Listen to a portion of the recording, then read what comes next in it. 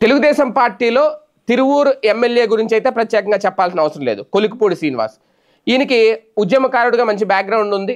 ఒక పోరాట స్ఫూర్తి కలిగిన వ్యక్తి. పైగా ఎంతో మందిని చైతన్యవంతులుగా తీర్చిదిద్దగలిగే శక్తి సామర్థ్యాలు ఉన్న వ్యక్తి. ఐఏఎస్ ఐపీఎస్ అంటే గ్రూప్స్కి ట్రైనింగ్ ఇచ్చిన వ్యక్తి. అప్పట్లో ఆయన మొత్తం బ్యాక్గ్రౌండ్ను చెక్ చేసి ఆయన పనితీరు మెచ్చి చంద్రబాబు నాయుడు గారు ఆయనకి కీలక పదవి కట్టబెట్టారు. అప్పట్లో రైతుల తరపున ఆయన పోరాటం చేశారు.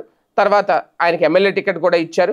ఆయన ఎమ్మెల్యే కూడా అయ్యారు తిరువూరు నుంచి. అయితే అప్పటి నుంచి కూడా ఆయన ఒక వివాదాస్పద ఎమ్మెల్యేగానే కొనసాగుతున్నారు.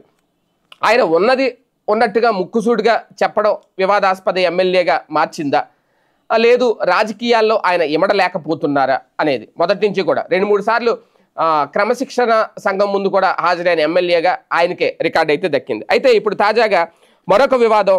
ఎంపీ కేశినేని శివనాథ్పై కొన్ని ఆరోపణలు చేస్తూ ఒక వాట్సాప్ స్టేటస్ అయితే పెట్టారు. ఎన్టీఆర్ జిల్లా తిరువూరు టీడీపీ ఎమ్మెల్యే కొలికిపూడి శ్రీనివాసరావు తాజాగా మరో వివాదానికి తరలిపారు. గత ఎన్నికల్లో తనకు టికెట్ కేటాయించినందుకు విజయవాడ ఎంపీ కేశినేని శివనాథ్ 5 కోట్లు తీసుకున్నారని, వాటి బ్యాంక్ స్టేట్మెంట్ ఇవ్వుకోనంటూ తన వాట్సాప్ స్టేటస్లో పెట్టడం ఇప్పుడు కలకలం రేపుతోంది. తానిచ్చిన డబ్బుల గురించి మాట్లాడతాను అని కూడా అన్నారు. తర్వాత మరికొన్ని వివాదాస్పద పోస్టులు సైతం ఆయన వాట్సాప్ స్టేటస్లో పెట్టారట. ఎప్పుడు పడితే అప్పుడు ఎవడు పడితే వాడు రావడానికి తిరువూరు పబ్లిక్ పార్క్ కాదు. నేను జగన్పై పోరాటం చేసి రాజకీయాల్లోకి వచ్చాను.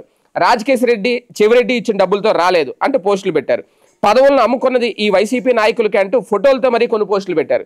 దీంతో ఎంపీ ఎమ్మెల్యే మధ్య కొంతకాలంగా తిరువూరు కేంద్రంగా నడుస్తున్న అంతర్గత పోరు ఇప్పుడు మరోసారి బహిర్గతమైంది. వాస్తవానికి ఇలాంటివి వచ్చినప్పుడు అనిపిస్తుంటాయి, రాజకీయాలు ఇవన్నీ కామన్ అని అనుకోవాలా, లేదంటే ఇలాంటివి సహించలేని నిజాయితీ గల ఎమ్మెల్యే కొలికిపూడి శ్రీనివాస్ అని అనుకోవాలా?